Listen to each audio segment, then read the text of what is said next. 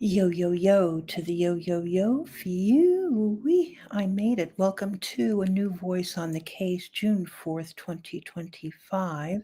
Not to date or age this at all.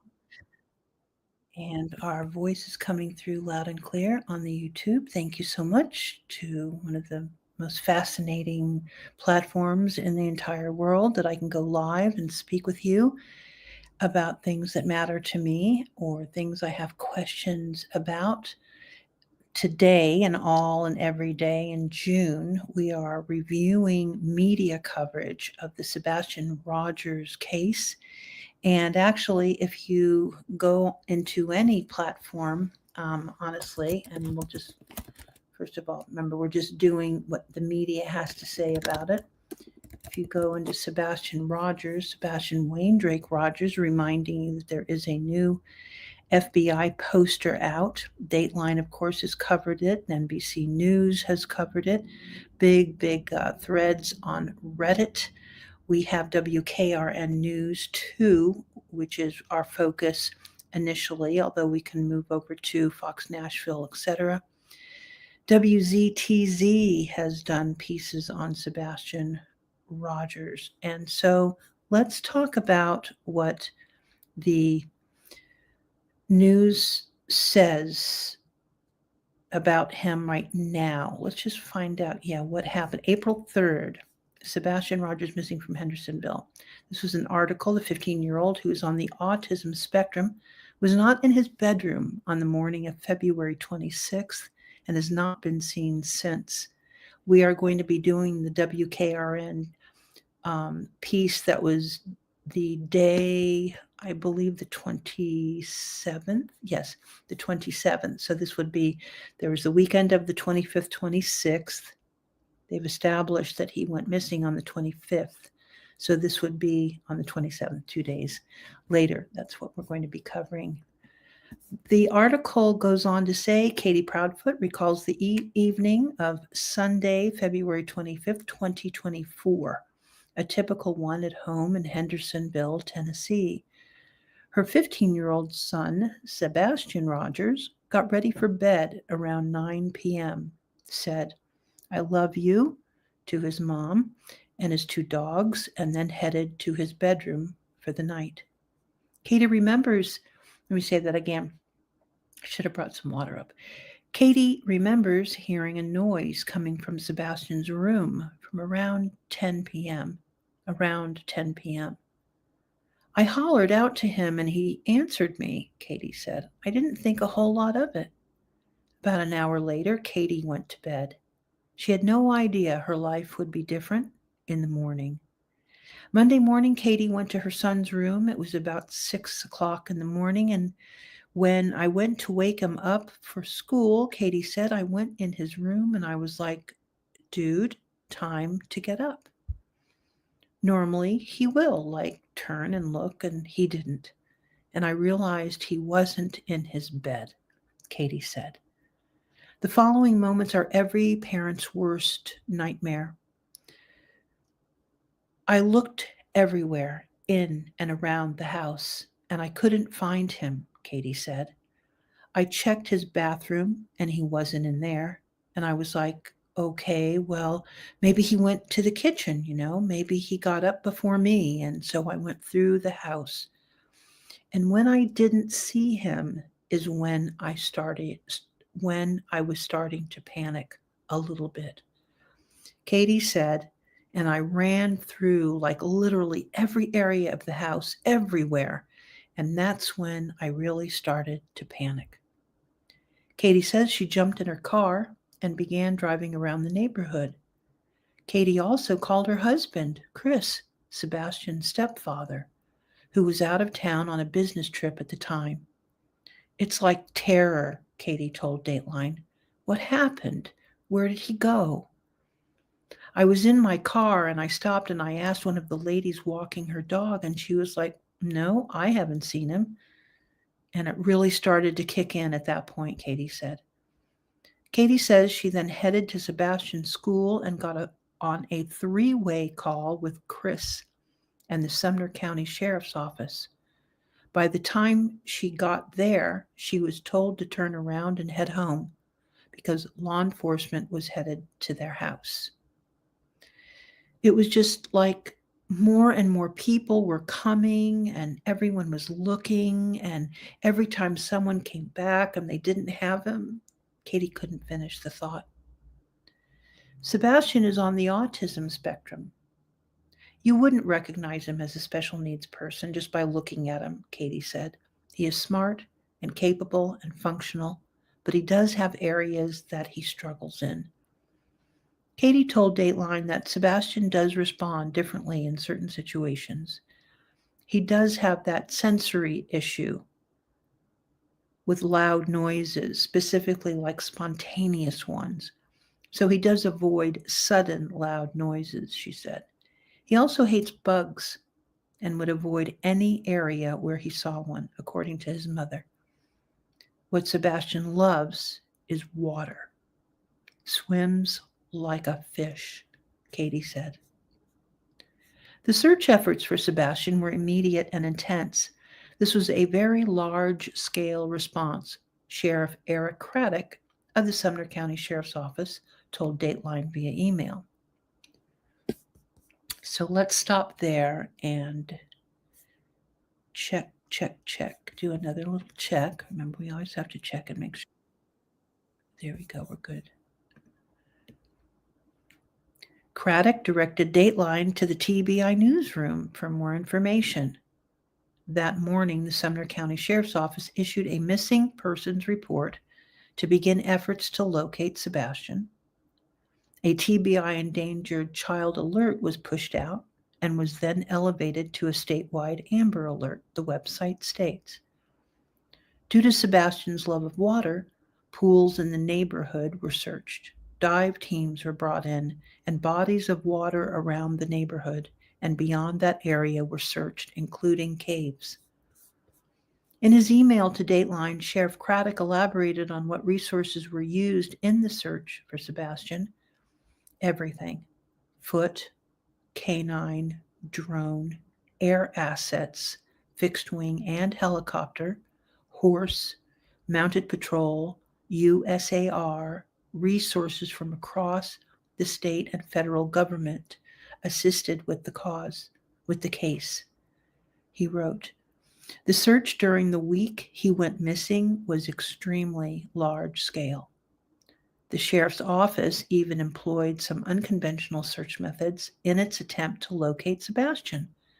Notably, they encouraged those participating in the search to play Sebastian's favorite music in an attempt to draw him out. This advice was called in by a citizen. I tried and will continue to try anything to bring a resolution to this case," Craddock said. Despite the intense search efforts, no clues were turned up that led authorities to Sebastian's whereabouts. According to Sheriff Craddock, the Amber Alert for Sebastian is still active. Katie believes that wherever Sebastian went, he had every intention of coming back home. He was excited to start taking agriculture classes at school. They actually have animals in the school that the kids will work with as they advance through the classes, Katie said. And that was what he really wanted. He wanted to get in there and start working with the animals. Sheriff Craddock wants to assure the public that the investigation into Sebastian's disappearance is active and ongoing. Our team is committed to following every lead, analyzing every piece of evidence, and uncovering the truth about what happened to Sebastian Rogers, he wrote in a statement to Dateline. We understand the community's deep concern and the desire for answers, and we share that concern. However, I urge everyone to rely on verified information from law enforcement rather than online speculation. Misinformation can hinder the investigation and distract from our efforts to bring Sebastian home. The sheriff would not comment on whether authorities suspect foul play or have any persons of interest in the case. Our priority is finding Sebastian and bringing resolution to his family and this community, he wrote. If you have any credible information, we ask that you come forward and report it to the appropriate authorities. Together, we will seek justice and the truth. At the time of his disappearance, Sebastian was 5 feet 5 inches and 120 pounds. He would be 16 years old today. He has brown eyes, blonde brown hair, and was last known to be wearing a black sweatshirt, black sweatpants, and black framed glasses.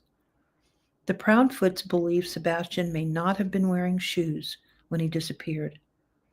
Every pair of shoes in this house has been accounted for, Chris Proudfoot told Dateline. All the shoes that I can think of that we had in the house. Katie and Chris want to make the public aware of some of Sebastian's identifying features and tendencies. He has large freckles on the back of his neck and walks on his toes. He also has a unique run, putting his arm slightly behind his back and leaning forward. They urge anyone who thinks they see Sebastian to not approach him, but instead take pictures and call 911. Let law enforcement handle it if somebody spots him, but please stay vigilant. The TBI newsroom asks anyone with credible information about Sebastian to reach out through the TBI tip line at 1-800-TBI-FIND, F-I-N-D. If the tip includes a possible sighting, pictures should be sent to tips2TBI at tbi.tn.gov. The sheriff urges any photographic information be sent immediately, as time may be of the essence in relevant sightings, the website says. The FBI is offering a reward of up to $50,000 for information leading to the whereabouts of Sebastian Rogers. In the description, I'll leave the tab up. In the description, I'll put the article once again. Family of Tennessee teen Sebastian Rogers still without answers more than a year more than a year after his disappearance. So, what was I just going to say? Oh, every day I'll try and find, I'll just look up his name and go directly to news and just pick up an article, so we can kind of see the differences between the different news agencies and how they handle the story. All right. So now we can go ahead and bring up the news piece, Tennessee Endangered Child Alert. And I believe we have our audio going on that one too. So we'll bring him up. And there he is there.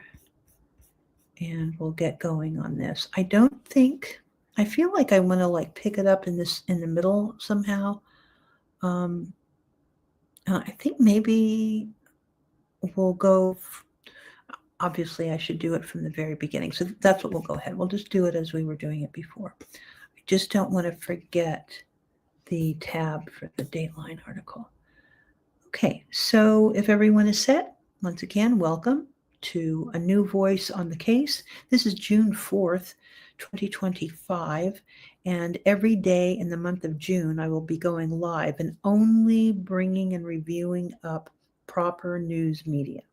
We will not be reviewing any content creators, nor, retired law enforcement that have active channels on YouTube. We're just going for the proper news source. When I say proper, just the news that is out there and what was said.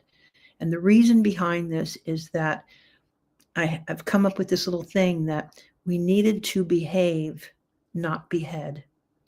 And I think that what's happened is that we have leaned more towards the era of beheading all of the content creators, beheading all of the litigation that is out there, and returning to just what was told to us, basically told to the world, not through the lens of a content creator.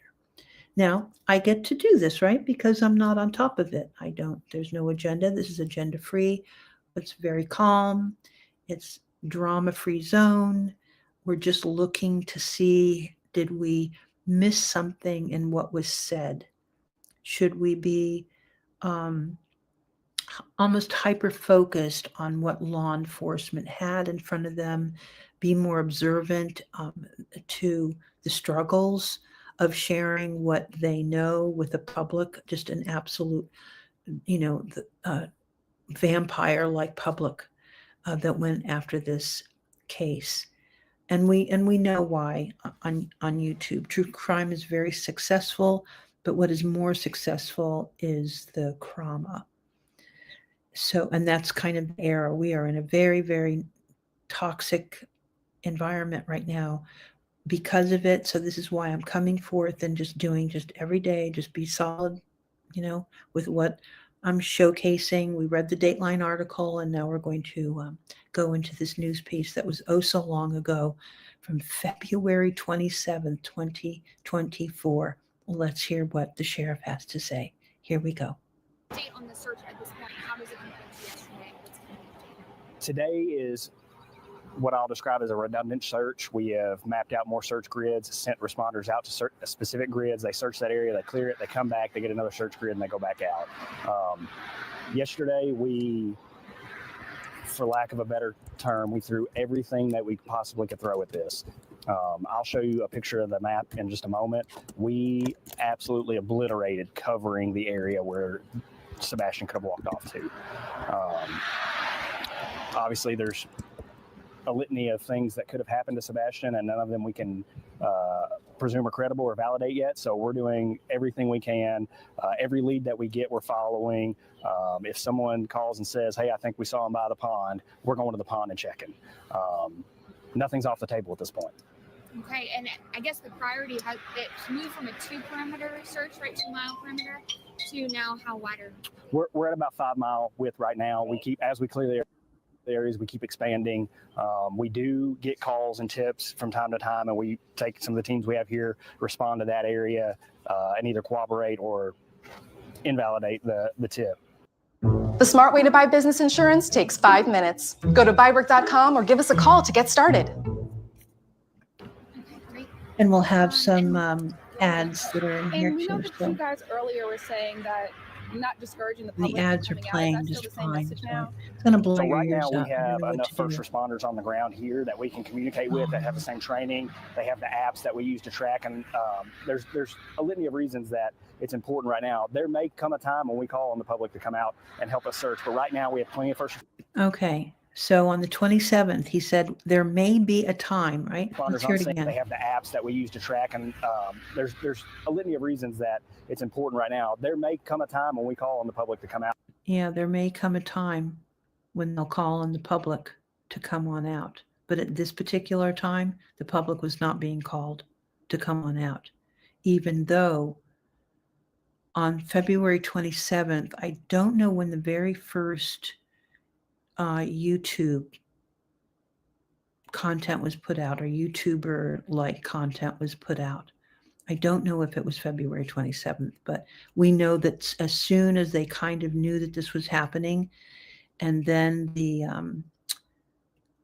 there was a kind of a coalescence that happened. One case was solved.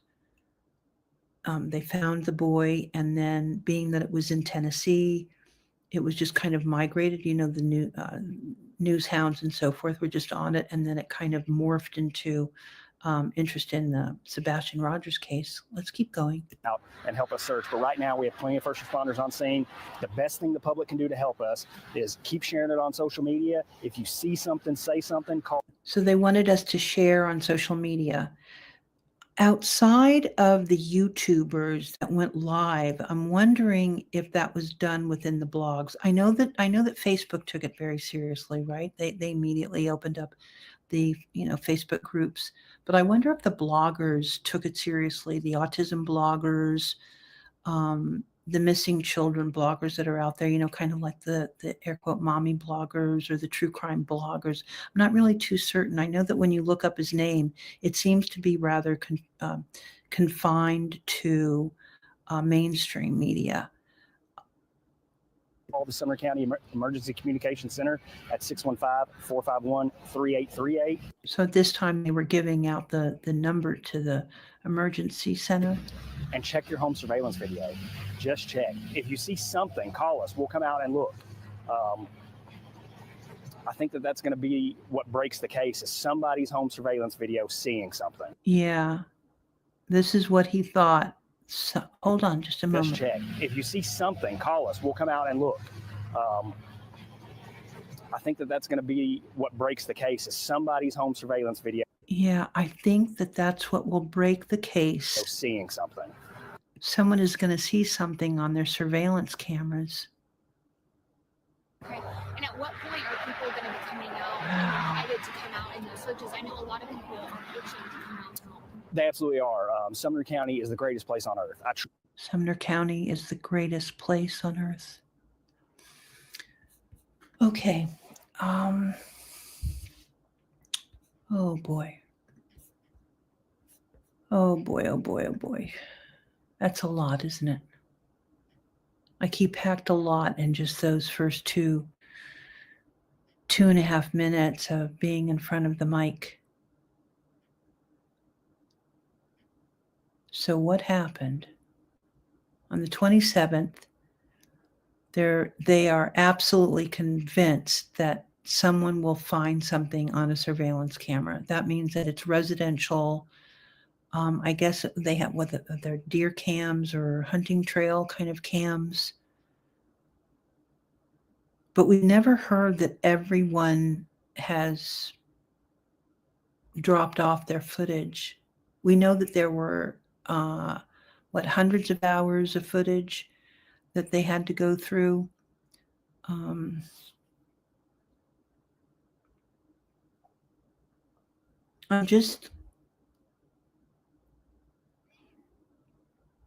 This all changed.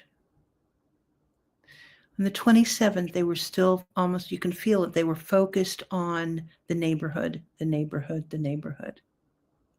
Because he's not speaking to, if someone has seen him on their camera in Nashville.